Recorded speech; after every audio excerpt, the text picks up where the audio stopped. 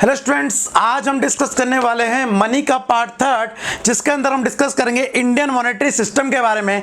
साथ ही डिस्कस करेंगे कि मनी सप्लाई क्या होता है और क्या आपने हाई पावर्ड मनी के बारे में कभी सुना है, तो वो आज हम डिस्कस करने वाले हैं। तो चलिए स्टार्ट करते हैं। मेरा नाम है विकेश श्याप और आप देख रहे हैं इकोनॉमिक्स की 95+ सीरीज।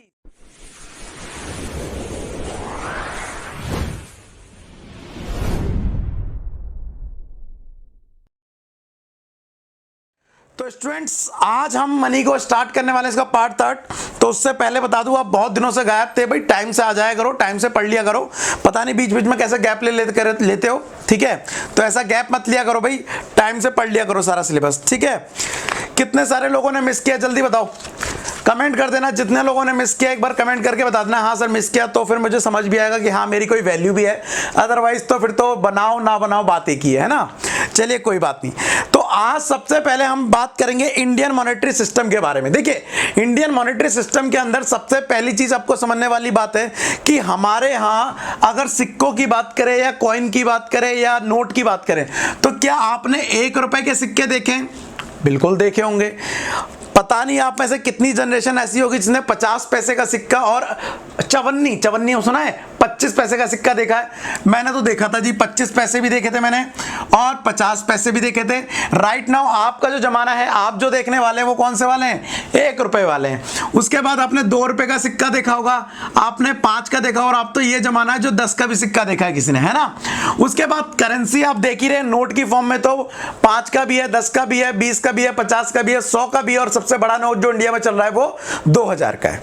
बट क्या ऐसा हो सकता है कि हम अपने 2000 रुपए पर जो लिखा हुआ है कि मैं धारक को 200 रुपए या 2000 रुपए अदा करने का वचन देता हूं? 2000 के नोट पे क्या लिखा है? मैं धारक को 2000 रुपए अदा करने का वचन देता हूं। बट ऐसा है क्या कि अगर मुझे इसके पैसे ना चाहिए होंगे, इसके बदले मुझे गोल्ड या सोना चांदी ये सब मिल सकता है, तो क्या वो धारक देगा? क्या जो गवर्नर है वो क्या पैसे पे कर देगा? नहीं। देखिए, पहले ऐसा हुआ करता था कि एक सिस्टम होता है जहां पर कन्वर्टिबल करेंसी सिस्टम होता है। कन्वर्टिबल करेंसी सिस्टम वो सिस्टम होता है जहां पर आप अपनी करेंसी को गोल्ड में, चांदी में, इन सब में कन्वर्ट कर सकते हैं। लेकिन इंडिया के अंदर बेटा कौन सा सिस्टम चलता है? इंडिया के अंदर चलता है इनकन्वर्टिबल सिस्टम।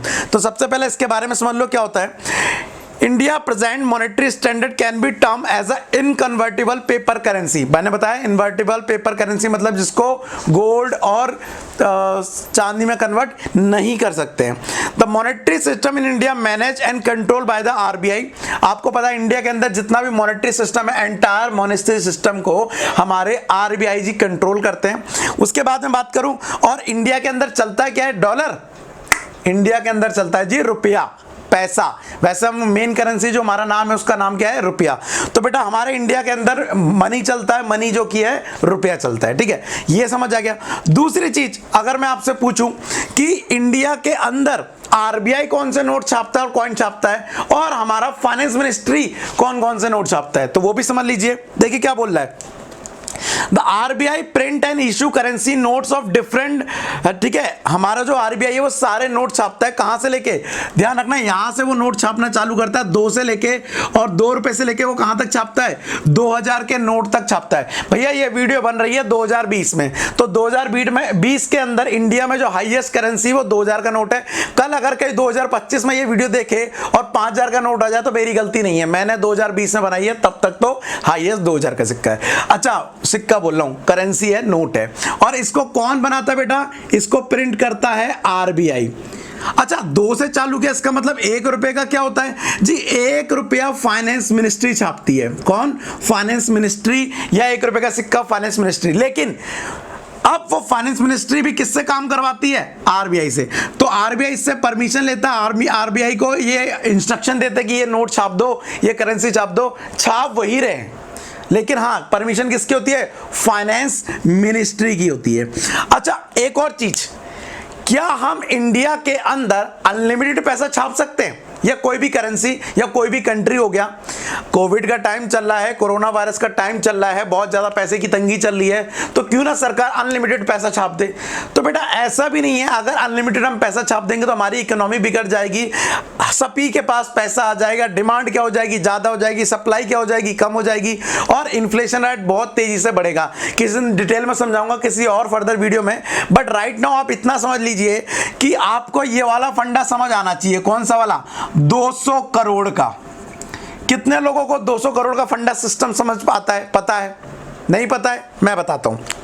तो देख लेते हैं कि क्या है ये टॉपिक। देखो, the RBI print and issue currency notes of different domination, जो भी होता है, फॉर एग्जांपल 2 रुपए से लेके 2000 तक का नोट सारा कौन प्रिंट करता है? यहां पर हमारा आरबीआई करता है, ठीक है। अच्छा, एक और चीज मैंने बता दिया, एक चीज आपको समझनी जरूरी है, यहां पर इंडिया के अंदर एक मिनिमम रिजर्व सिस्टम होता है, ध्यान रखना क्या बोल रहा हूं उसे, minimum reserve system, minimum reserve system.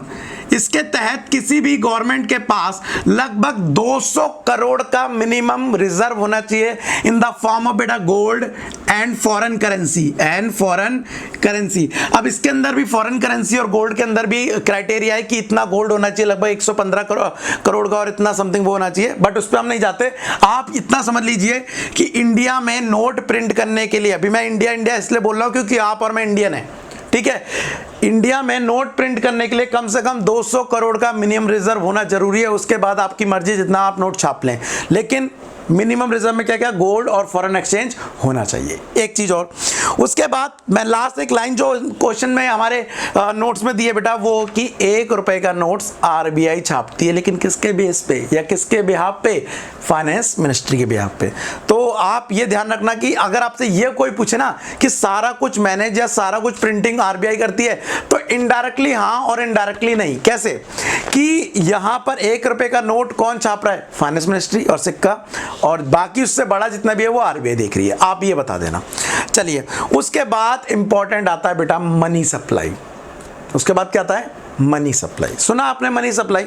समझो, मनी सप्लाई का मतलब होता है बेटा कि कितनी मनी सर्कुलेट कर रही है इकोनॉमी में, कितनी मनी सर्कुलेट हो रही है। तो इसको हम क्या बोलेंगे बेटा? उसे बोलेंगे मनी सप्लाई।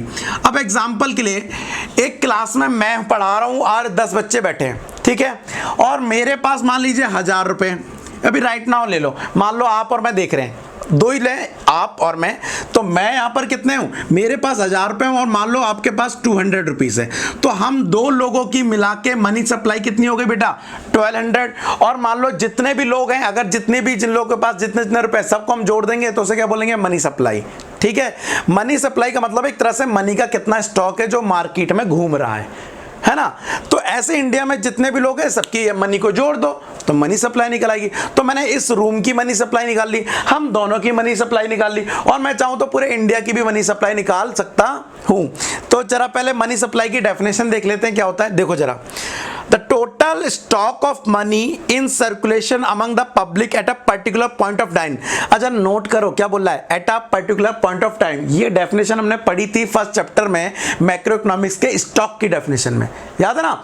जिसे पीरियड ऑफ टाइम में मेजर करते हैं उसे फ्लो बोलते हैं, जिसे पर्टिकुलर पॉइंट ऑफ टाइम पे जिसे पर्टिकुलर पॉइंट ऑफ पे मेजर किया जाता है उसे क्या बोलते हैं? स्टॉक। तो एक चीज और याद रखना है यहां पे समझने वाली कि ये मनी सप्लाई तो है लेकिन ये एक स्टॉक वेरिएबल है, क्योंकि इसने क्लियर बोला है ये पर्टिकुलर पॉइंट ऑफ टाइम पे मेजर किया जाता है। शायद आगे वाली लाइन आएगी, देखो आ भी गई। Money supply is a stock variable, क्योंकि ये पर्टिकुलर पॉइंट में मेजर हो रहा है, ठीक है। तो एक देश के अंदर जितना भी पैसा है सब लोगों को ऐड कर दो, मनी सप्लाई निकल आएगी। तो ये क्या हो गया? स्टॉक। चलिए अब डिस्कस कर लेते हैं बेटा कि मनी को मेजर कैसे किया जाता है। आपको मनी सप्लाई समझ आ गया, आपको मैंने इंडियन मॉनेटरी सिस्टम कैसे चल रहा है ये समझा दिया। अब मनी सप्लाई के बाद ये आता है कि हम इंडिया की मनी को मेजर कैसे करते हैं। तो मेजर्स ऑफ मनी मैं आपको बता दूं 4 तरह की होती है। कितने बेटा? 4 तरह की। सबसे पहले आप याद कर लो कौन कौन सी होती है। सबसे पहली होती है बेटा M1, दूसरी कौन सी होती है? वो होती है M2, फिर कौन सी होती है? M3, और फिर होती है M4। आपके सिलेबस में हो सकता है M1 ही हो, बट मैं सबके बारे में थोड़ा थोड़ा थोड़ा बता देता हूं कि क्या होती है। सबसे पहले बात करें M1 की बेटा, M1 की, तो नॉर्मली इसका मतलब जो होता है वो था C प्लस DD प्लस, कई बार इसे OD कहते थे, आपके देख लेना बुक में है नहीं है, बट मेन याद रखना C प्लस DD।